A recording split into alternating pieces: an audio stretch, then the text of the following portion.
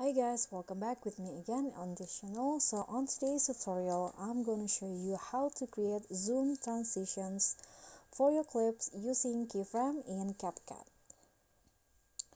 So you just need to prepare the clips that you want to edit, then click on a clip and add keyframes at the start and also the end of each clip, like this. Then on the second keyframe of each clip, zoom the clip in like this,